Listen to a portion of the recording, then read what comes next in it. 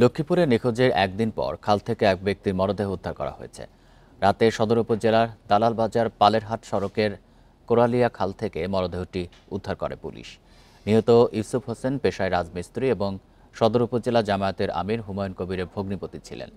স্বজনরা জানায় বৃহস্পতিবার রাত থেকে নিখোঁজ ছিলেন তিনি।